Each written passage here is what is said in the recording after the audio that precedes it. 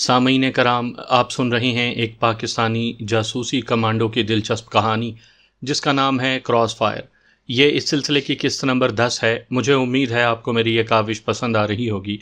آپ نے اگر ابھی تک میرا چینل کہانی گھر سبسکرائب نہیں کیا تو ابھی میرے چینل کو سبسکرائب کر کے بیل نوٹیفیکیشن آن کر لیجئے تاکہ آنے والی ہر نئی کہانی کی اطلاع بر وقت آپ تک پہنچ سکے۔ جیجا جی کہاں گئے ہیں؟ کامنی نے ڈاکٹر جیکب کے متعلق پوچھا۔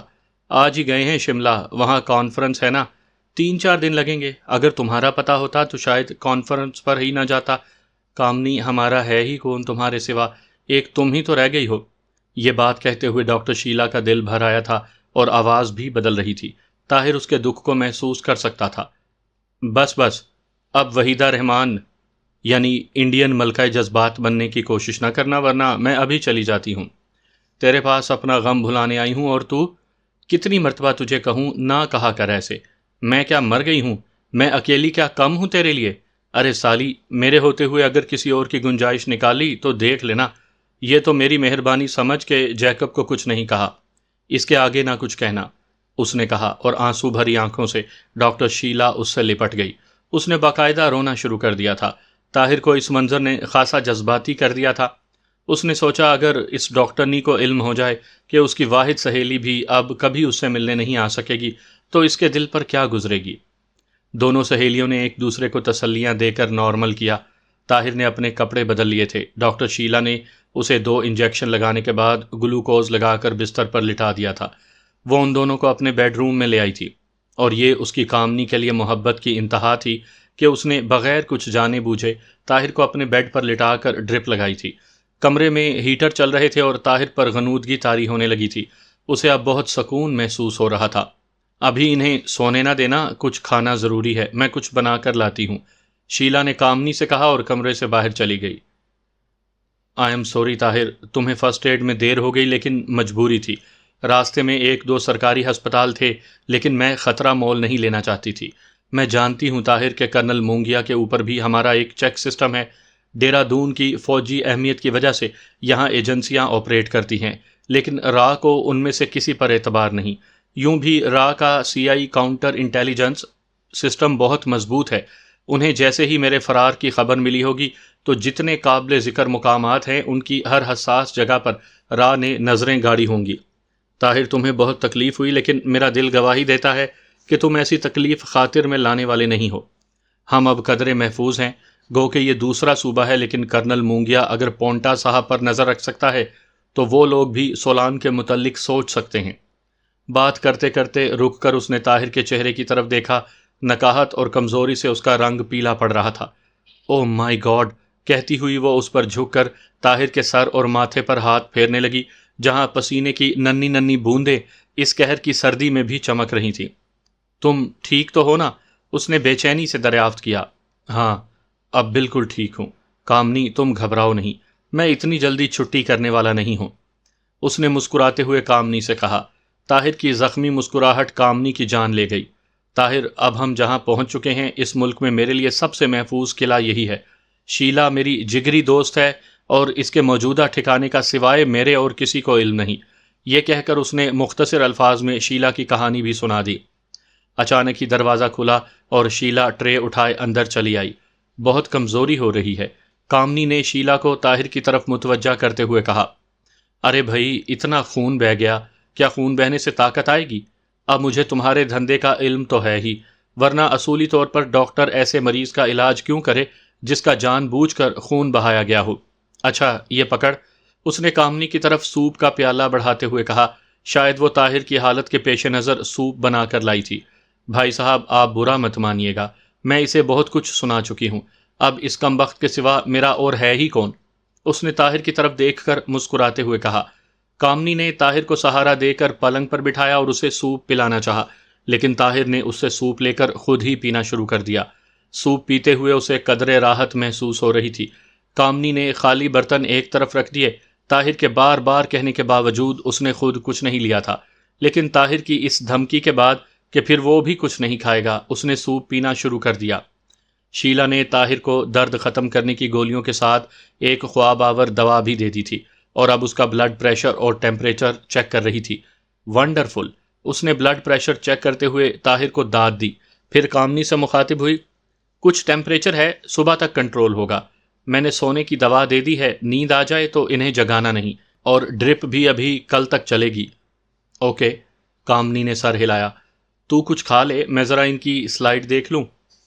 شیلا، جس نے طاہر کا کچھ خون نمونے کے لیے حاصل کیا تھا، اپنی دوست کی خاطر خود ہی لیبارٹری میں اس کا خون ٹیسٹ کرنے جا رہی تھی۔ اسے خطرہ تھا کہ طاہر کو کوئی انفیکشن نہ ہو گیا ہو۔ 15-20 منٹ کے بعد اس کی واپسی ہوئی۔ اس دوران طاہر کو نیند آ گئی تھی۔ شیلا کامنی کو اشارے سے دوسرے کمرے میں لے گئی۔ کیسا رہا؟ کامنی نے چھٹتے ہی بے چینی سے پوچھا۔ بڑی ہمت والا ہے سالی، تو چھوٹا ہاتھ مارنے والی کہاں ہے؟ کمال ہے بھائی، تمام رپورٹس بالکل کلیئر ہیں، اب کوئی گھبرانے والی بات نہیں، زخم تو 2 روز ہی میں ٹھیک ہو جائے گا، البتہ اسے بھرنے میں 6-7 دن لگیں گے۔ شیلا نے اس کی طرف دیکھ کر آنکھ دبائی اور کامنی بے اختیار مسکراتی۔ مسکراتے ہوئے اچانک ہی اس کی آنکھیں بھر آئی تھیں۔ شاید اس کے لیے اپنے جذبات پر قابو رکھنا ممکن نہیں تھا۔ یہ احساس تشکر تھا جو اس کی آنکھوں سے چھلکنے لگا تھا۔ شیلا اس کے دلی جذبات سمجھ رہی تھی۔ اس نے بے اختیار کامنی کو گلے لگا لیا۔ حیرت انگیز طور پر کامنی نے نارمل ہونے میں 5 منٹ لگا دیے تھے۔ شیلا کے لیے یہ اچنبے کی بات تھی۔ اس کی سہیلی تو بالکل مرد تھی، اور خصوصاً اس نوکری نے تو اس سے عورتوں والی تمام صلاحیتیں چھین لی تھی۔ شیلا، اس کا نام پرکاش نہیں، اس نے نارمل ہوتے ہوئے کہا۔ مجھے علم ہے کامنی، اور یہ ہندو نوجوان بھی نہیں۔ ڈاکٹر شیلا کے جواب نے اسے حیرت زدہ کر دیا۔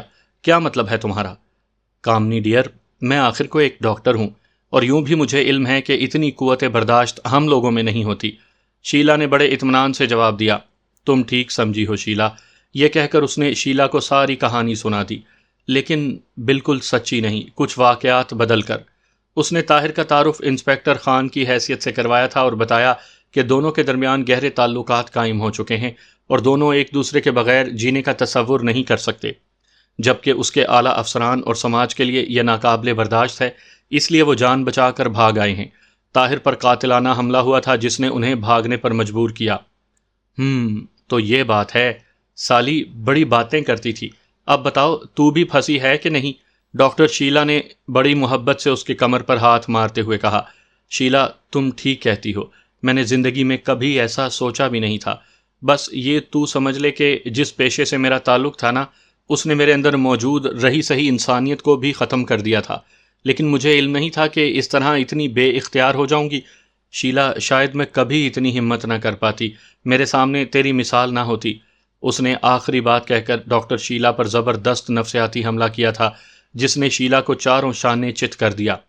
اس نے ایک لیکچر محبت کے حق میں ہندو سماج کے خلاف دیا، اور اسے جذبہ تحسین پیش کرنے کے بعد صبح تک آرام کرنے کی تلقین کرتے ہوئے دوسرے کمرے میں چلی گئی۔ یوں تو کامنی پہلے ہی مطمئن تھی، لیکن شیلا کے رویے نے اس میں زیادہ اعتماد پیدا کر دیا تھا۔ اسے امید تھی کہ اب وہ اس جہنم سے نکل جانے میں کامیاب ہو جائیں گے۔ طاہر گہری نیند سو رہا تھا۔ یہ ڈاکٹر شیلا کی دوا کا اثر تھا۔ کامنی نے اس کا ہاتھ پکڑ کر اپنی دانست میں اس کی نبض چیک کی، اور مطمئن ہو کر سر ہلاتی اس کے بستر کے نزدیک ہی ایک آرام دہ کرسی پر ٹانگیں پھیلا کر بیٹھ رہی۔ اس نے اپنے پاؤں طاہر کے پلنگ پر رکھے ہوئے تھے۔ کامنی سونا چاہتی تھی، لیکن اسے نیند نہیں آ رہی تھی۔ طاہر کو ابھی تک بخار تھا۔ 1.5-2 گھنٹے بعد اسے اونگ سی آئی، اور وہ کرسی پر ہولے سے سو گئی۔ طاہر کی آنکھ معمول کے مطابق صبح فجر کی نماز کے وقت کھلی تھی۔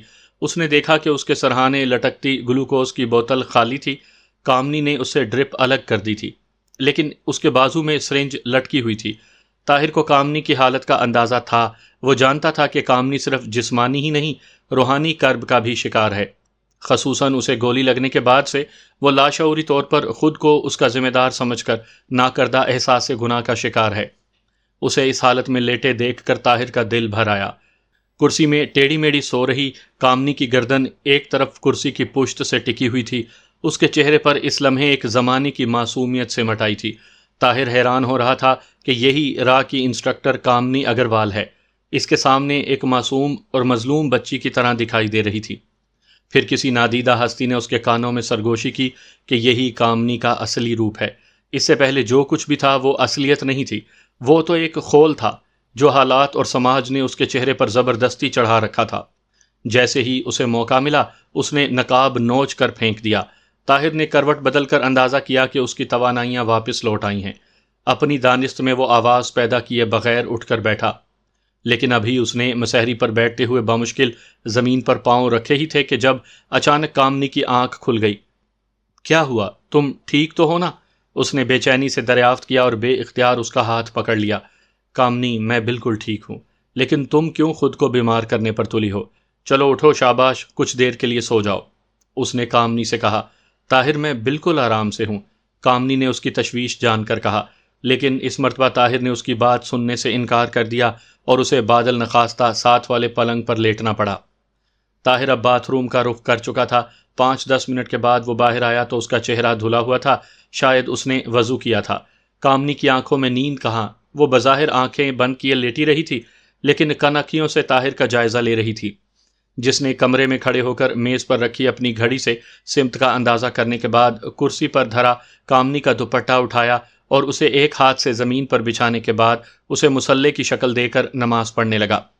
کامنی بڑی دلچسپی سے اس کی طرف دیکھ رہی تھی۔ نماز پڑھتے ہوئے طاہر کے چہرے پر سکون کا ایک سمندر ٹھاٹھے مارتا دکھائی دیتا تھا۔ کامنی نے اس سے پہلے مسلمانوں کو نماز پڑھتے دیکھا تھا، لیکن ایسا سکون اور طمانینت اسے کم ہی دکھائی پڑی تھی۔ دعا مانگتے ہوئے اس نے طاہر کی آنکھوں میں آنسو دیکھے تھے۔ نماز سے فارغ ہونے کے بعد اس نے دوپٹہ دوبارہ اپنی جگہ پر رکھا اور اس کرسی پر اطمینان سے ٹیک لگا کر بیٹھ گیا جس پر تھوڑی دیر پہلے کامنی بیٹھی ہوئی تھی۔ اپنا زخمی ہاتھ اس نے سینے پر رکھا ہوا تھا تاکہ خون کا بہاؤ اور دباؤ ہاتھ کی طرف زیادہ نہ ہو۔ تھوڑی دیر تک وہ اسی حالت میں لیٹی رہی، پھر اٹھ کر بیٹھ گئی۔ مجھے نیند نہیں آ رہی، اس نے طاہر کے نزدیک کارپٹ پر بیٹھتے ہوئے کہا۔ کوشش کرو کامنی، ہمیں ابھی لمبی جنگ لڑنی ہے، خود کو تھکاؤ نہیں، تازہ دم رکھو، تازہ دم۔ تم سے زیادہ کون جانتا ہے کہ ہمارا مقابلہ کن لوگوں سے ہے؟ طاہر، کبھی بھول کر بھی یہ گمان دل میں نہ لانا کہ میری وجہ سے تم پر کوئی مصیبت آئے گی، اس سے پہلے میں مرنا پسند کروں گی، اس نے کہا، اور طاہر سہم کر رہ گیا۔ او میرے خدایا، یہ تم کیوں ہر وقت مرنے مارنے کی باتیں کرتی رہتی ہو؟ اس نے قدرے غیر سنجیدگی سے کہا تاکہ کامنی کا موڈ بدل جائے۔ کامنی اس کے لیے ناشتہ بنانے چلی گئی تھی۔ اس نے ڈاکٹر شیلا کو جگانا مناسب نہیں سمجھا تھا، لیکن کچن میں شیلا اس سے پہلے موجود تھی۔ شیلا، تم اتنی جلدی اٹھ جاتی ہو کیا؟ اس نے شیلا کو حیرانگی سے دیکھ کر پوچھا۔ ارے کون کم وقت اٹھتا ہے اتنی جلدی؟ آج تو یوں بھی ویکینڈ ہے، لیکن تیری خاطر اپنی نیند حرام کرنی پڑے گی نا۔ اس نے کامنی کی طرف دیکھ کر حسب عادت آنکھ دبائی۔ اچھا، زیادہ قربانی دینے کی ضرورت نہیں، تم جا کر اپنے مریض کو چیک کرو، میں ناشتہ تیار کرتی ہوں۔ اچھا، تیری مرضی، میں تو چاہتی تھی کہ اپنے مریض کی تیمارداری تو ہی کرے، شیلا نے ہنستے ہوئے کہا، اور کامنی کا جواب سن کر بیڈ روم کی طرف چل دی۔ ہیلو مسٹر خان، کیسے ہیں آپ؟ اس نے کرسی پر سکون سے بیٹھے طاہر سے کہا۔ ایک دم شاندار، آپ کی دوا نے تو کمال کر دیا، میرے خیال سے کل تک سب اچھا ہو جائے گا۔ طاہر نے ایک لمحے کا توقف کیے بغیر مسکراتے ہوئے جواب دیا۔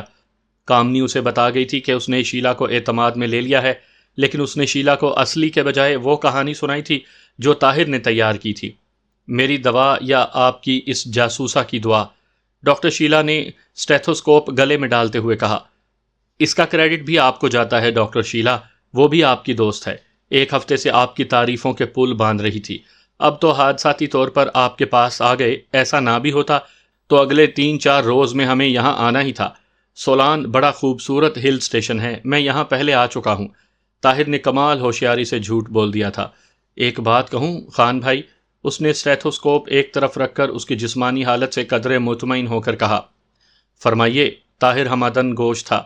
مجھے علم نہیں کہ آپ میں سے پہل کس کی طرف ہوئی تھی، لیکن کامنی کا دل جیتنا مہابھارت جیتنے سے زیادہ بڑا کارنامہ ہے۔ ہمارا بچپن، لڑکپن اور اب جوانی بھی اکٹھے گزرے ہیں، میں اسے اچھی طرح جانتی ہوں۔ کامنی جب کوئی فیصلہ کر لے تو اس پر آخری دم تک قائم رہتی ہے۔ بس اسے اپنے ایک فیصلے کا پچھتاوا ہوا تھا کہ اس نے راہ کی نوکری کیوں کر لی۔ شاید قدرت نے تم دونوں کا ملاپ ہی اس لیے کروایا ہے کہ اب اسے کامنی کی مزید ٹینشن برداشت نہیں ہو رہی تھی۔ خان بھائی، مجھے یہ بات کہنی چاہیے یا نہیں کچھ اندازہ نہیں ہو پا رہا، لیکن کہہ دیتی ہوں، معلوم نہیں زندگی میں اب کب ہمارا ملاپ ہوگا بھی کہ نہیں۔ سوچتی ہوں نہ کہہ سکی تو ایک خلش دل میں رہ جائے گی۔ خان بھائی، شاید تمہیں یقین نہ آئے کہ کامنی اور میں دونوں دھارمک ہندو گھرانوں میں جنم لینے کے باوجود کبھی ہندو نہیں بن پائیں۔ شاید شروع ہی سے ہم سچائی کی تلاش کے مشن پر تھے، میں اپنی بات تو نہیں کہتی، لیکن کامنی کے متعلق ضرور کہوں گی کہ وہ مر سکتی ہے، کبھی اپنا کول نہیں ہار سکتی۔ خان بھائی، ممکن ہے زندگی میں ایسے مواقع آئیں کہ آپ کو کامنی پر غصہ آئے، لیکن تب اپنی اس بہن کی خاطر اسے معاف کر دینا، ڈاکٹر شیلا نے کہا۔ طاہر اس کے انداز گفتگو اور چہرے کے جذبات سے اندازہ لگا سکتا تھا کہ ڈاکٹر شیلا کو اپنی دوست سے کتنی محبت ہے اور وہ اس کے لیے کیا کچھ کر گزرے گی۔ ڈاکٹر شیلا، میرے پاس کوئی ایسا پیمانہ نہیں جس کے ذریعے ناپ تول کر کے میں اپنی سچائی اور جذبے کی قوت ثابت کر سکوں، لیکن ایک بات ضرور ہے کہ میں کامنی اور آپ دونوں کے اعتماد کو کبھی ٹھیس نہیں پہنچاؤں گا، یہ میرا وعدہ ہے۔ اس نے اپنا دایاں ہاتھ ڈاکٹر شیلا کی طرف بڑھا دیا۔ Wish you all the best. Doctor Sheela نے اس کا ہاتھ گرم جوشی سے دبایا۔ اس نے اندازہ کر لیا تھا کہ یہ شخص جھوٹ نہیں بول رہا، نہ ہی اداکاری کر رہا ہے۔ دروازہ کھلا اور کامنی ناشتے کی ٹرے دھکیلتی اندر آ گئی۔ کیا چل رہا تھا؟ ورغلا رہی تھی نا خان بھائی کو، لیکن مشکل ہے بھائی، شیلا نے ہنستے ہوئے کہا۔ تینوں نے ناشتہ اکٹھے ہی کیا تھا۔ ڈاکٹر شیلا نے انہیں بتایا تھا کہ 3-4 دن تک ڈاکٹر آئزک نہیں آ سکتے اور وہ اکیلی اپنے 2-3 ماتحتوں کے ساتھ کلینک چلا رہی ہے۔ طاہر نے اندازہ کر لیا تھا کہ یہ پرائیویٹ قسم کا چھوٹا سا ہسپتال تھا جسے دونوں میاں بیوی مل کر چلا رہے تھے۔ ڈاکٹر ماہر سرجن تھا اور شیلا بہت اچھی فزیشین بھی تھی۔ یہ اتفاق تھا کہ آج یہاں کوئی موجود نہیں، ورنہ یہاں عموماً 2-3 مریض ضرور زیر علاج رہا کرتے تھے۔ دونوں نے سرکاری نوکری پر اسے ترجیح دی تھی، البتہ ڈاکٹر ابھی تک سرکاری ہسپتال سے وابستہ تھے اور اسی سلسلے میں شملہ گئے ہوئے تھے۔ مجھے اب کلینک میں جانا ہے، یہاں گھر کے اس حصے میں کوئی ٹریفک نہیں ہوتی۔ تم جانتی ہو نوکر رکھنا ہم دونوں پسند نہیں کرتے، اس لیے اطمینان سے یہاں جب تک رہنا چاہتے ہو رہو۔ مجھے کچھ کہنا تو نہیں چاہیے، لیکن کہہ دیتی ہوں کہ اس گھر کو اپنا ہی گھر سمجھنا۔ اس کی ہر شے پر تمہارا اتنا ہی حق ہے جتنا میرا یا آئزک کا۔ کامنی نے استفسارانہ نظروں سے طاہر کی طرف دیکھا، شاید اگلا پروگرام جاننا چاہتی تھی۔ میرے خیال سے ہمیں جلدی نکل جانا چاہیے، کہیں ہماری وجہ سے ڈاکٹر شیلا پر نہیں۔ طاہر، کامنی نے اس کی بات کاٹتے ہوئے کہا، ابھی نہیں، کم از کم آج سارا دن اور اگلی رات تمہیں یہیں گزارنا ہوگی۔ یہ تمہارے آئندہ سفر کے لیے ضروری ہے۔ شیلا مجھے زندگی بھر معاف نہیں کرے گی اگر ہم یہاں سے اسے بتائے بغیر نکل گئے۔ وہ کل صبح تک تمہارے زخم کی کیفیت جاننے کے بعد ہی کوئی فیصلہ کرے گی۔ جیسی تمہاری مرضی۔ طاہر نے سر تسلیم خم کیا۔ تم زیادہ آرام کرنے کی کوشش کرو، میرے خیال سے ہمیں اب یو پی کی طرف واپس جانے کے بجائے ہماچل پردیش میں ہی کچھ عرصہ چھپنا پڑے گا۔ اس طرف ان لوگوں کا خیال کم ہی جائے گا۔ یوں بھی وہ سرحدوں کی طرف جانے والے تقریباً تمام ممکنہ راستے اب تک سیل کر چکے ہوں گے، اور سب سے اہم بات یہ کہ اب سے تھوڑی دیر بعد تک انہیں کرنل مونگیا کی لاش مل جائے گی، جس کے بعد ممکن ہے کہ وہ اس گاڑی کے متعلق جانکاری حاصل کر لیں جو ہمارے قبضے میں ہے۔ کامنی نے اندیا ظاہر کیا۔ ہاں، یہ سب سے اہم بات ہے، گاڑی ٹھکانے لگانا ضروری ہے، اور یہ بھی علم نہیں ہونا چاہیے کہ گاڑی ڈاکٹر کے کلینک تک آئی۔ میرے خیال سے پولیس والوں کو تو کچھ یاد نہیں رہے گا، تم نے اسے غلط منزل بتائی تھی، طاہر نے کہا۔ مجھے سب سے پہلے گاڑی کو ٹھکانے لگانا ہوگا، وہ بھی فوراً۔ یہاں صبح صبح زیادہ موومنٹ نہیں ہوتی، ہل اسٹیشن ہے، اور کل یہاں مشہور جوالا مکھی میلہ شروع ہو جائے گا۔ قدرت ہمارے حال پر خود ہی مہربانی کر رہی ہے، کامنی نے کہا۔ ٹھیک ہے، اپنا خیال رکھنا، اگر مناسب سمجھو تو میں تمہارے ساتھ چلتا ہوں، طاہر نے اٹھتے ہوئے کہا۔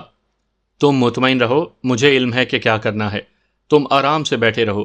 زیادہ مناسب یہی ہے کہ سونے کی کوشش کرو۔ طاہر، تم اندازہ نہیں کر سکتے شیلا مجھ سے کتنی محبت کرتی ہے۔ اگر تمہارا بخار نہ اترا تو وہ کبھی ہمیں یہاں سے نہیں جانے دے گی، کبھی بھی۔ کامنی نے میز سے گاڑی کی چابیاں اٹھاتے ہوئے کہا۔ گڈ لک، خدا حافظ۔ طاہر کے لیے اس وقت کامنی کی بات ماننے کے علاوہ کوئی دوسرا چارہ نہیں تھا۔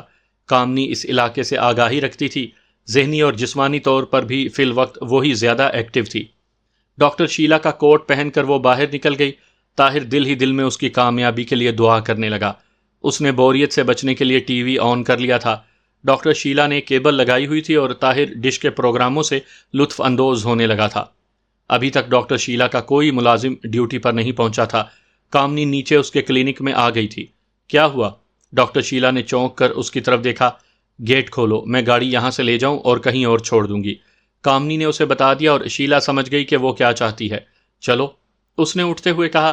کامنی نے گراج کے ایک کونے میں دھرے ڈرم سے ایک پلاسٹک کین میں کچھ پٹرول لے لیا تھا۔ یہاں لوگ مٹی کا تیل اور پٹرول اکثر سٹور رکھتے تھے۔ ڈبہ گاڑی میں رکھ کر اس نے گاڑی سٹارٹ کی اور باہر آ گئی۔ شدید سردی نے باہر کے ماحول کو منجمد کر دیا تھا۔ دھند کی وجہ سے چند گز دور بھی کچھ صاف دکھائی نہیں دیتا تھا۔ کامنی نے اپنے ذہن میں اس سڑک پر گزشتہ سال کے سفر کو دہرایا اور ایک فیصلے پر پہنچ کر گاڑی آہستہ آہستہ چلاتی ہوئی شہر سے باہر لے آئی۔ اس نے جنوب کی سمت سفر شروع کیا تھا۔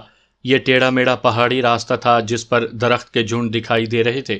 شیلا نے جان بوجھ کر یہ راستہ اپنایا تھا۔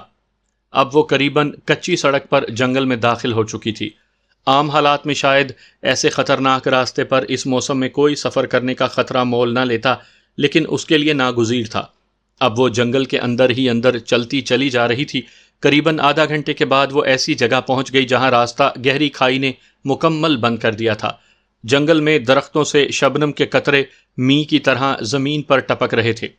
کامنی نے ڈیش بورڈ سے سارے کاغذات نکال لیے تھے اور اب وہ کار کی نمبر پلیٹ کار ہی میں موجود ٹول باکس سے پیچکس نکال کر کھول رہی تھی۔ جلد ہی اس نے دونوں نمبر پلیٹیں الگ کر لیں۔ سب سے پہلے اس نے یہ گاڑی کے تمام کاغذات ایک ایک کر کے جلا دیے، پھر مطمئن ہو کر سر ہلاتی ہوئی گاڑی کے نزدیک آ گئی۔ گاڑی کو خطرناک حد تک اسی کھائی کے نزدیک لے آئی تھی۔ سٹارٹ گاڑی سے وہ نیچے اترائی اور اس نے گاڑی میں دھرا پیٹرول نکال کر اسے گاڑی کے اگلے حصوں پر اندر سیٹوں پر اچھی طرح چھڑک کر خالی کر دیا۔ گاڑی میں صفائی والے کپڑے کو اس نے ایک لکڑی سے باندھ کر آگ دکھائی اور جب وہ باقاعدہ جلنے لگا تو کامنی نے گاڑی کے کھلے دروازے سے اندر ہاتھ ڈالا اور اسے گیئر میں ڈال دیا۔ جلتی ہوئی لکڑی اس نے کچھ فاصلے پر رکھ دی تھی۔ گاڑی جھٹکے سے آگے بڑھی اور اسی رفتار سے کامنی نے زکند بھر کر جلتی لکڑی اٹھائی اور کھلے دروازے سے اندر پھینک دی۔ اگلا منظر دیکھنے کے لیے وہ یہاں ایک پل بھی نہیں رکی تھی اور پوری رفتار سے بھاگتی ہوئی دور چلی گئی تھی۔ پیٹرول نے بارود کا کام کیا، بھگ کی آواز سے گاڑی جلنے لگی اور جلتی ہوئی آگ کا گولا سینکڑوں فٹ گہری کھائی میں جا گرا۔ تھوڑی دیر کے بعد کامنی دوبارہ وہاں پلٹی تو اسے نیچے سینکڑوں فٹ گہرائی میں جلتی ہوئی گاڑی کا ڈھانچہ دکھائی دیا۔ مطمئن ہو کر اس نے سر ہلایا اور دونوں نمبر پلیٹیں اٹھا کر سڑک کی طرف چل دی۔ سردی ہڈیوں میں اتر رہی تھی، لیکن اس کے لیے ایسے موسمی شدائد برداشت کرنا معمول کی بات تھی۔ یہ اس کی تربیت کا اعجاز تھا۔ کچھ فاصلے پر موجود جھاڑیوں میں اس نے نمبر پلیٹ کی مدد سے زمین کھودی اور دونوں پلیٹیں اس میں دبا کر مٹی ڈال دی۔ اب اس نے اپنی دانش میں گاڑی کا نام و نشان ختم کر دیا تھا۔ یہاں سے سڑک تک قریباً 8-9 کلومیٹر کا فاصلہ تھا جو اسے پیدل طے کرنا تھا۔ دور دور تک کسی ذی نفس کا نام و نشان دکھائی نہیں دیتا تھا۔ یوں بھی یہاں کسی جانور کی موجودگی تو ممکن تھی، انسان کی موجودگی ممکن نہیں تھی۔ کامنی نے دونوں ہاتھوں میں دستانے پہنے ہوئے تھے، سر پر گرم ٹوپی اوڑھی ہوئی تھی جو اتنی لمبی تھی جس سے قریباً سارا چہرہ ڈھک جاتا تھا۔ گردن پر اس نے اسکارف باندھا ہوا تھا۔ کامنی نے دونوں ہاتھ کوٹ کی جیبوں میں ڈال رکھے تھے اور جیب میں اپنا پستول اس طرح رکھا ہوا تھا کہ ضرورت پڑنے پر فوراً اسے استعمال میں لا سکے۔ اپنا کام ختم کرنے کے بعد اس نے گھڑی پر وقت دیکھا، صبح کے 9 بج رہے تھے۔ کامنی کو امید تھی کہ اول تو کسی نے جلتی ہوئی کار دیکھی ہی نہیں ہوگی، اگر ایسا ہوا بھی تو یہاں پہنچنے کے لیے بھی کم از کم آدھا گھنٹہ تو یہاں لگے گا۔ عادت کے مطابق اپنے کام سے مطمئن ہو کر اس نے سر ہلایا اور سڑک کی طرف اپنے سفر کا آغاز کیا۔ درختوں اور جھاڑیوں کے درمیان وہ کسی جنگلی ہرن کی طرح راستہ بناتی چلی جا رہی تھی اور دل ہی دل میں دعا مانگ رہی تھی کہ راستے میں کسی جانور کا سامنا نہ ہو۔ اس طرح اسے فائر کرنا پڑتا اور یہاں سے سڑک تک فائر کی آواز آسانی سے جا سکتی تھی کیونکہ پہاڑی علاقہ ہونے کی وجہ سے کافی گونج پیدا ہوتی۔ شاید قدرت کو اس کی حالت پر رحم آ گیا تھا اور وہ 1 گھنٹے میں سڑک تک پہنچ گئی تھی، جہاں اب اکا دکا بسیں اور گاڑیاں آتی جاتی دکھائی دے رہی تھیں۔ ان میں زیادہ تعداد میں وہ لوگ سفر کر رہے تھے جو سولان میں جوالا مکھی کا میلہ دیکھنے آ رہے تھے۔ کامنی نے یہاں سے کسی بس پر سوار ہونے کے بجائے پیدل چلتے چلے جانے کو ترجیح دی اور قریباً 1.5 گھنٹہ مسلسل پیدل چلنے کے بعد وہ ایک اور چھوٹے سے قصبے تک پہنچنے میں کامیاب ہوئی۔ یہاں موجود ایک پرائیویٹ پی سی او سے اس نے سب سے پہلے ڈاکٹر شیلا کو فون کیا اور طاہر سے بات کر کے اسے اطمینان دلا دیا، اس کی خیریت دریافت کی اور اپنی منزل بتائے بغیر فون بند کر دیا۔ طاہر جانتا تھا کامنی بھی اس کی طرح تربیت یافتہ انٹیلیجنس آفیسر ہے۔ اس نے فون پر اپنا نام تک نہیں بتایا تھا، صرف آواز سے ہی شناخت کروائی تھی۔ اس نے شاید ابھی تک اس امکان کو ذہن میں رکھا تھا کہ راہ نے یہاں حساس مقامات پر لگے فون بگ کرنے کا انتظام نہ کروا لیا ہو۔ اسے علم تھا کہ عراق کے کاؤنٹر انٹیلیجنس سیل کے پاس فون ٹیپ کرنے کا جدید ترین موبائل نظام ہے اور وہ کسی بھی جگہ اس نظام کو ویگن میں رکھ کر لے جا سکتے ہیں۔ سولان تک واپس پہنچنے کے لیے کامنی اگروال نے 5 مختلف بسیں تبدیل کی تھیں اور دوپہر کے بعد ڈاکٹر شیلا کے کلینک کی دیوار پھاند کر طاہر کے کمرے تک اس طرح پہنچی تھی کہ طاہر اور شیلا کو بھی اس کی خبر دروازہ کھول کر اندر آنے پر ہوئی۔ تمہاری یہ جاسوسوں والی عادت گئی نہیں؟ یہاں کیا مصیبت آئی ہوئی ہے جو تم چوروں کی طرح آئی ہو؟ شیلا نے جو کھانا اس کے انتظار میں رکھے بیٹھی تھی کہا۔ تم ابھی بچی ہو my dear doctor Sheila Isaac, تم ابھی ان باتوں کو نہیں سمجھو گی، کامنی نے محبت سے اس کے گال تھپ تھپاتے ہوئے کہا۔ کامنی ٹھیک کہتی ہے بہن جی، میری آپ سے بھی درخواست ہوگی کہ یہاں ہماری موجودگی کا کوئی ثبوت نہیں ہونا چاہیے، میرے زخم سے متعلق، دواؤں سے متعلق، علاج سے متعلق کچھ بھی نہیں، طاہر نے کہا۔ ٹھیک ہے، اب آپ بھی کامنی کی طرح سمجھانا شروع کر دیں، اس نے کہا لگایا۔ تینوں نے اکٹھے کھانا کھایا۔ طاہر کا ٹیمپریچر اب نارمل تھا، جس پر شیلا نے دل ہی دل میں اس کی بے پناہ قوت ارادی کو سراہا تھا، کیونکہ اب تک اس نے خود کو اپنی قوت ارادی کے بل بوتے پر ہی قائم رکھا ہوا تھا۔ میری طرف سے اس مرحلے پر کوئی پریشانی محسوس نہ کرنا کامنی، مجھے علم ہے جلد یا بدیر وہ لوگ جو تمہاری تلاش میں ہیں یہاں تک پہنچ جائیں گے، لیکن اطمینان رکھنا کہ میں جیتے جی کبھی اس بات کا اقرار نہیں کروں گی کہ میں نے تمہیں شادی کے بعد کبھی دیکھا ہے۔ تم جانتی ہو کامنی کہ میں سچ بول رہی ہوں۔ اچانک ہی ڈاکٹر شیلا نے سنجیدگی اختیار کر لی تھی۔ اتنی سیریس نہ ہو شیلا، تمہارے جذبات کا اندازہ مجھ سے بہتر اور کون کر پائے گا؟ میں تمہیں بچپن سے جانتی ہوں۔ اس مرحلے پر جبکہ یہاں کی فضائیں اور ہوائیں ہمارے دشمن ہیں، صرف تم ایک ایسی ہو جس کے پاس میں مکمل اعتماد سے آ گئی ہوں۔ شیلا، شاید تم اس بات کو نہ سمجھ پاؤ کہ کسی پر کبھی اعتماد نہ کرنا ہمارے بزنس کا پہلا اور بہترین اصول مانا جاتا ہے۔ ہمیں یہی تربیت دی جاتی ہے کہ ہمارے بزنس میں کوئی لائق اعتبار نہیں، لیکن تمہارے معاملات الگ ہیں۔ میں چاہتی تو پونٹا صاحب ہی سے ان کے زخم کا علاج کروا کر کسی اور طرف نکل جاتی، لیکن شیلا، ایک خلش سی دل میں رہ جاتی کہ آخری مرتبہ تجھے مل کر نہیں آئی۔ تو جانتی ہے ہم نے زندگی کا کوئی بڑا فیصلہ ایک دوسرے کو بتائے بغیر نہیں کیا۔ جب تو نے اس معاہدے کو کبھی نہیں توڑا تو میں ایسا کیوں کرتی؟ کامنی نے کہا تو شیلا نے اٹھ کر بے اختیار اسے گلے سے لگا لیا۔ مجھے علم تھا کامنی، تو کبھی غلط اور چھوٹا فیصلہ نہیں کرے گی۔ دراصل ہم دونوں اپنے سماج کی باغی ہیں، ہم دونوں میں اپنے دھرم کے شوہر کے ساتھ زندگی نہیں گزار سکتی تھی، لیکن یہ کبھی نہ بھولنا کامنی کہ یہ ہماری تمہاری آخری ملاقات نہیں ہے۔ ایسا ممکن ہی نہیں کہ میں زندہ رہوں، تم زندہ رہو اور ہم مل نہ سکیں۔ دوبارہ کبھی ایسی بات زبان پر نہ لانا۔ دونوں سہیلیاں قدرے جذباتی ہو رہی تھیں اور طاہر دل ہی دل میں سوچ رہا تھا کہ عورت کیسا ہی روپ کیوں نہ اختیار کر لے، وہ بہرحال عورت ہی ہوتی ہے۔ اس روز جوالا مکھی میلے کا آغاز ہو گیا تھا۔ سولان جیسے چھوٹے ہل سٹیشن پر رونقیں لوٹ آئی تھیں۔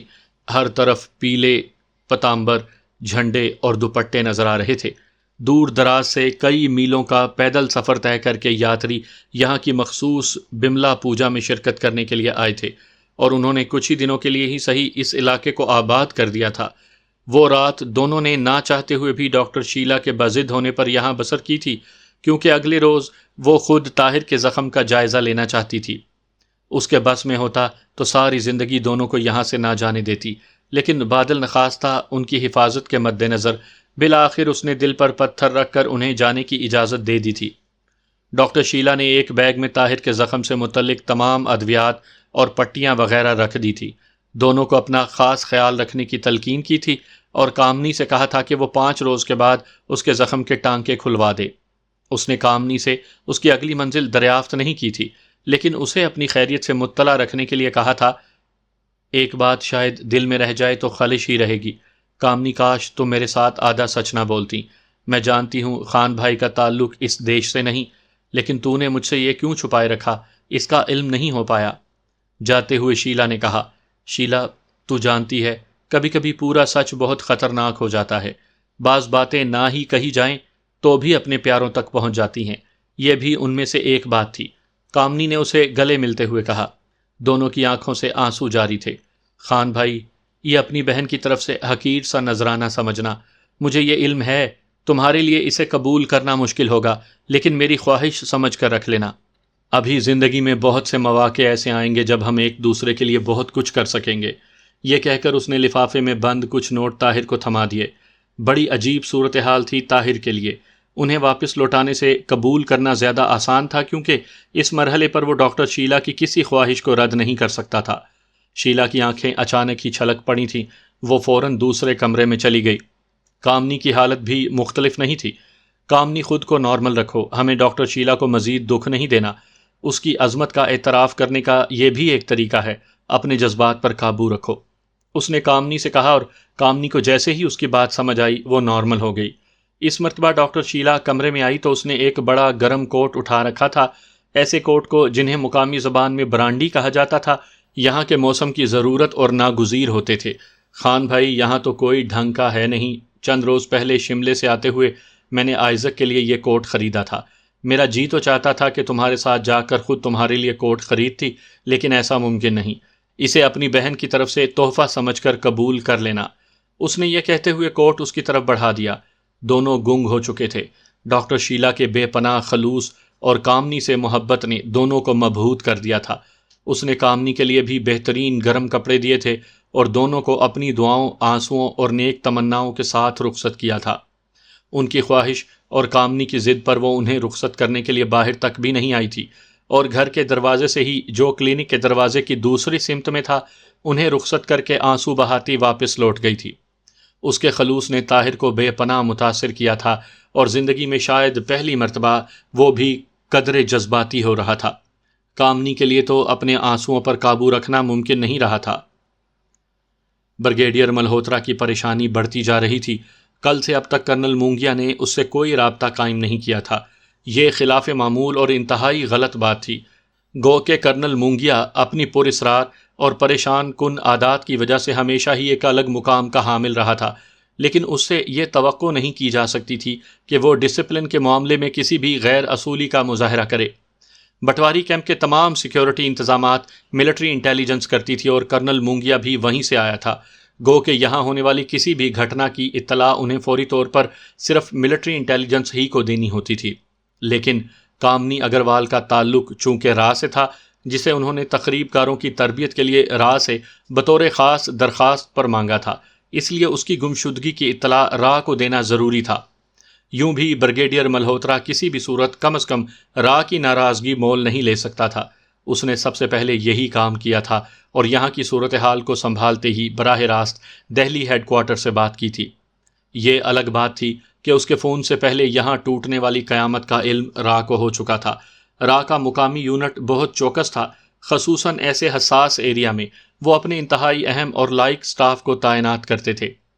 راہ کا مقامی unit incharge major Pradeep Singh پہلے آرمی کی اسپیشل انٹیروگیشن ٹیم میں تھا، اور 3 سالوں میں اپنے زیر تفتیش 15 نوجوانوں کو یکے بعد دیگرے موت کے گھاٹ اتار چکا تھا۔ یوں تو اسے 3 سال کے لیے ڈیپوٹیشن پر راہ میں بھیجا گیا تھا، لیکن بعد میں اس کی خدمات مستقل راہ کو سونپ دی گئی تھیں۔ پردیپ سنگھ نام سے سکھ تھا، لیکن وہ جاٹ کے بجائے مذہبی سکھ تھا، اور اس کا باپ اس کی پیدائش سے چند سال پہلے ہی اپنی قوم چمار چھوڑ کر سکھ دھرم میں داخل ہوا تھا۔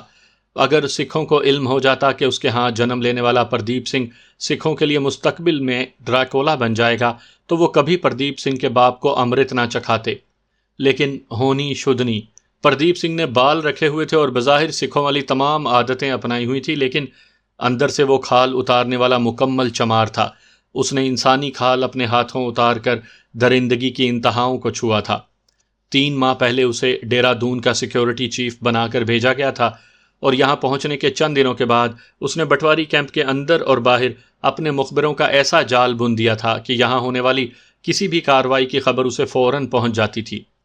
دھماکوں کے آغاز سے 2 گھنٹے بعد ہی اس کے سورس حوالدار آتما رام نے، جو اس وقت اپنے کوارٹر میں موجود تھا، طوفانی رات میں راہ کے مقامی سیف ہاؤس پر پہنچ کر پردیپ سنگھ کے 1 ماتحت تک یہ خبر تفصیل سے پہنچا دی تھی، جس کے اگلے ہی لمحے پردیپ سنگھ کو نیند سے جگا کر یہ اطلاع دی گئی تھی، جہاں سے یہ اطلاع فوراً دلی پہنچا دی گئی تھی۔ ابھی تک انہیں دھماکوں کے کارن کا علم نہیں ہوا تھا۔ صبح تک ساری پوزیشن ان کے سامنے آ گئی تھی، اور پردیپ سنگھ کی طرف سے اس اطلاع کے بعد کہ دونوں مسلمان دہشت گردوں کے ساتھ ان کی انسٹرکٹر کامنی اگروال بھی غائب ہے، سب کے 14 طبق روشن کر دیے تھے۔ ایسا ممکن ہے کہ وہ اپنے طور پر لاپتہ ہو، دہلی سے ڈی جی نے بے یقینی کے لہجے میں کہا تھا۔ نو سر، میں نے مکمل انکوائری کی ہے، شی از انوالو ود شاید وہ لوگ کامنی کو ورغلانے میں کامیاب ہو گئے ہیں سر۔ Dam it! دوسری طرف ڈی جی غصے میں اتنے زور سے چیخا کہ پردیپ سنگھ کے ہاتھ میں فون لرز کر رہ گیا تھا۔ پردیپ سنگھ، مجھے لڑکے چاہیے، مجھے فوراً بتاؤ، جو بھی چاہیے میں دوں گا، یہاں دہلی سے میں تمہاری مکمل مدد کروں گا، بٹ مجھے ہر صورت کامنی اگروال چاہیے۔ اگر وہ بارڈر کراس کر گئی تو ہم سب کے لیے خودکشی کے سوا کوئی راستہ باقی نہیں بچے گا، کوئی راستہ نہیں۔ تم میری بات سمجھ رہے ہو نا؟ یس سر۔ سر آپ مطمئن ہو جائیں، مجھے 5 لڑکے فوراً دیجیے، میں فری ہینڈ چاہتا ہوں سر، پھر دیکھوں گا سالی کو۔ اس نے کامنی کو موٹی سی گالی دی۔ تمہیں سب کچھ ملے گا Pradeep Singh, get in touch, مجھے ایک ایک موومنٹ کی خبر دو، ایک ایک لمحے سے باخبر رکھو، کسی کو خاطر میں نہ لانا، کسی کی پرواہ نہ کرنا۔ Pradeep, I want result. ہر صورت میں تم 24 گھنٹے میں کسی بھی سمے مجھے کال کر سکتے ہو، جتنی فورس چاہو گے یہاں سے پہنچ جائے گی۔ لڑکے تمہارے پاس اگلے 2 گھنٹے میں پہنچ جائیں گے، میں ہیلی کاپٹر ارینج کرتا ہوں، ڈی جی نے کہا۔ اب اس کی آخری امید پردیپ سنگھ ہی تھا۔ اگر کامنی اگروال ان کے ہاتھ سے نکل جاتی تو راہ کے لیے یہ ڈوب مرنے کا مقام تھا۔ پردیپ سنگھ نے ہیڈ کوارٹر سے اجازت لینے کی حجت بھی پوری کر لی تھی۔ ایک مرتبہ نیند سے جاگنے کے بعد اس نے دوبارہ بیڈ روم کا منہ نہیں دیکھا تھا۔ اب وہ اپنے آفس میں موجود تھا، جو اسی عمارت کے گراؤنڈ فلور پر بنا ہوا تھا جہاں وہ رہتا تھا۔ آدھی رات کو اسے آفس میں دیکھ کر اس کے سارے ماتحت چوکنے ہو گئے۔ پردیپ سنگھ نے ایک عرصے سے اپنی مرضی کی ٹیم اپنے ساتھ رکھی ہوئی تھی۔ یہ وہ لوگ تھے جو میجر صاحب کے مزاج سے مکمل آشنائی رکھتے تھے۔ انہیں اپنے دوسرے ساتھیوں کے مقابلے میں بہت زیادہ مراعات حاصل تھیں، لیکن وہ بہترین رزلٹ دینے میں سب سے آگے تھے۔ سارا عملہ چوکس ہو گیا۔ جو سو رہے تھے انہیں جاگنے والوں نے جگا دیا، اور اب ایک پش بٹن کے فاصلے پر ہر ماتحت اس کا منتظر تھا، اس کے کسی بھی حکم پر پلک جھپکتے پر عمل کرنے کو تیار۔ سب سے پہلے پردیپ سنگھ نے اپنا کمپیوٹر آن کیا۔ اس کمپیوٹر کی سکرین پر انسپکٹر کامنی اگروال سے متعلق تمام معلومات موجود تھیں۔ جو معلومات اس سکرین پر آئی تھیں ان کو جمع کیا جاتا تو ایک مکمل کتاب بن سکتی تھی۔ اس میں کامنی اگروال کی پیدائش سے اب تک ایک ایک لمحے کی تفصیل درج تھی۔ اس کی عادتیں، پسند ناپسند، دوستیاں، دشمنیاں، خیالات، دھرم، سماج، راجنیتی سے متعلق اس کے وچار، کھانا پینا، اٹھنا بیٹھنا، عام زندگی، خاص زندگی، غرض کوئی شعبہ زندگی ایسا نہیں تھا جس سے متعلق سب کچھ درج نہ ہو۔ پردیپ سنگھ کی نظریں بڑی تیزی سے سکرین پر پھیلے الفاظ سے پھسلتی اور ایک ایک لفظ اس کے دماغ پر نقش ہوتا چلا جاتا۔ کمبخت نے بلا کا ذہن پایا تھا۔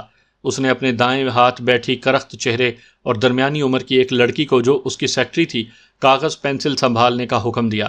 اب وہ اپنے لیے اہم معلومات جن کی اسے مستقبل میں ضرورت پیش آ سکتی تھی اپنی ماتحت کو لکھواتا جا رہا تھا۔ آخر میں اس نے اپنی ماتحت نیلم سے تمام معلومات دہرانے کے لیے کہا اور مطمئن ہو کر سر ہلا دیا۔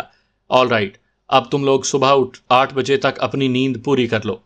8 بجے تک باقی دوست بھی آ جائیں گے، جس کے بعد پھر اپنا حملہ شروع کریں گے۔ اس نے نیلم کی طرف دیکھ کر کہا۔ یس سر۔ نیلم نے سر جھکا کر ساتھ کیا اور باہر آ گئی۔ اس نے باقی سٹاف کو بھی پردیپ سنگھ کے حکم سے مطلع کر دیا تھا، اور اب یہاں معمول کی ڈیوٹی انجام دینے والے گارڈز رہ گئے تھے۔ باقی سب لوگ اپنے بستروں میں پہنچ گئے تھے۔ انہیں اب اس کیس کے خاتمے تک جتنی بھی نیند میسر آتی وہ ان کے لیے بونس ہی تھا، کیونکہ پردیپ سنگھ جب کسی کیس کو ہاتھ میں لیتا تو نہ صرف اپنی بلکہ اپنے ماتحتوں کی نیند بھی حرام کر دیا کرتا تھا۔ صبح 7 بجے ہیڈ کوارٹر سے 5 بہترین ایجنٹ یہاں پہنچ چکے تھے۔ انہیں مقامی کمان کے ڈائریکٹر جنرل نے خصوصی ہدایات اور تیاریوں کے ساتھ یہاں بھیجا تھا۔ ان کے پاس کامنی کی درجنوں تصاویر تھیں۔ یہ وہ تصویریں تھیں جو را کے ریکارڈ میں تھیں اور جن کی کاپیاں یہ لوگ تیار کروا کر اپنے ساتھ لائے تھے۔ یہ تصاویر پردیپ سنگھ نے سارے سٹاف میں تقسیم کر دیں۔ اب اس نے ان سب کو بریفنگ ہال میں اکٹھے کر لیا تھا۔ تھوڑی دیر کے بعد 3 مختلف ٹیمیں تشکیل دے کر انہیں اپنے اپنے کمانڈر کے ماتحت 3 مختلف سمتوں میں روانہ کر دیا تھا۔ اسی اثناء میں اس کا مقامی ماتحت، جو اب بٹواری کیمپ پہنچ چکا تھا، اسے پل پل کی خبر اور وہاں ہونے والی ڈیولپمنٹ سے متعلق رپورٹ دے رہا تھا۔ ابھی تک انہیں کرنل مونگیا کی اگلی منزل اور عزائم کی خبر نہیں ہوئی تھی، گو کہ راہ کا ایک سورس مستقل اس سے چمٹا ہوا تھا، لیکن مونگیا نے اپنے ماتحتوں کو بھی اپنی اگلی منزل نہیں بتائی تھی۔ ڈیم اٹ، گدھا، الو کا پٹھا۔ اس نے مونگیا سے متعلق آخری بات کرنے پر اسے 3-4 موٹی موٹی گالیاں سنا دیں۔ اس کے علاوہ کچھ کر ہی نہیں سکتا تھا، کیونکہ یہاں ہر ایجنسی اپنی حیثیت میں آزاد تھی، اور یہ لوگ معاصرانہ چشمک کی وجہ سے ایک دوسرے سے تعاون کے بجائے ایک دوسرے کو دھوکے میں رکھ کر اپنا الو سیدھا کرنے میں لگے ہوئے تھے۔ کریڈٹ لے جانے کی دوڑ میں وہ اپنے ہمکاروں کو پچھاڑنے میں کوشاں رہتے تھے اور کوئی ایجنسی دوسری ایجنسی کو برداشت نہیں کرتی تھی۔ مونگیا جانتا تھا کہ پردیپ سنگھ بھی ایکٹیو ہوگا اور وہ اپنے ہوتے ہوئے مفروروں کی گرفتاری کا کریڈٹ کسی اور کو دینے کے لیے ہرگز تیار نہیں تھا۔ اس نے اپنی تمام صلاحیتیں اس بات پر صرف کر دی تھی کہ راہ کو اس کے منصوبے اور حکمت عملی کا علم نہ ہونے پائے اور وہ تمام ایجنسیوں کی آنکھوں میں دھول جھونک کر خود مفروروں کو گرفتار کرنے کا کریڈٹ حاصل کر لے۔ اس نے اپنے ساتھیوں کو مفروروں سے متعلق ملنے والے کسی بھی سراغ کی خبر کسی اور ایجنسی کو دینے سے سختی سے منع کر دیا تھا۔ ایسی ہی ہدایات باقی ایجنسیوں کے لوگوں کو بھی ان کے اعلیٰ افسران کی طرف سے ملی تھیں اور وہ سب اب اپنی اپنی حیثیت میں اپنا اپنا کام کر رہے تھے۔ پردیپ سنگھ اپنی ماتحت نیلم کماری کے ساتھ صبح 9 بجے ایک خصوصی فلائٹ سے دہلی جا رہا تھا۔ یہ ایک فوجی جہاز تھا جو کچھ افسران کو لے کر خصوصی مشن پر دہلی جا رہا تھا اور راہ کے ڈی جی کی درخواست پر مقامی او سی نے پردیپ سنگھ اور اس کی سیکرٹری نیلم کماری کے لیے 2 سیٹیں اس میں رکھ لی تھیں۔ اسے اپنی تفتیش اور تلاش کا آغاز کامنی اگروال کے گھر سے کرنا تھا، جس کے لیے اس نے ہر غیر انسانی طریقہ اپنانے کا مصمم ارادہ کر لیا تھا۔ یوں تو وہ مقامی پولیس کی مدد بھی حاصل کر سکتا تھا، لیکن اس نے دانستہ ایسا نہیں کیا تھا۔ دہلی آنے پر اس کے استقبال کے لیے راہ کی ایک اور مستعد ٹیم تمام ساز و سامان کے ساتھ موجود تھی۔ ایئرپورٹ ہی کے ایک کمرے میں انہوں نے موڈس آپرینڈی طریقہ واردات تیار کی اور یہاں موجود 5 مختلف ٹیموں کو مختلف ذمہ داریاں سونپ کر خود کامنی اگروال کے پتا سورج اگروال کے دفتر کی طرف روانہ ہو گیا، جبکہ نیلم کماری کی منزل کامنی اگروال کا گھر تھی۔ اس نے کامنی کی موسی جانکی دیوی کو قابو کرنا تھا، کیونکہ ان کے پاس موجودہ اطلاعات کے مطابق اس کے گھر کی خواتین میں کامنی اگروال سب سے زیادہ اپنی موسی جانکی دیوی کے نزدیک تھی۔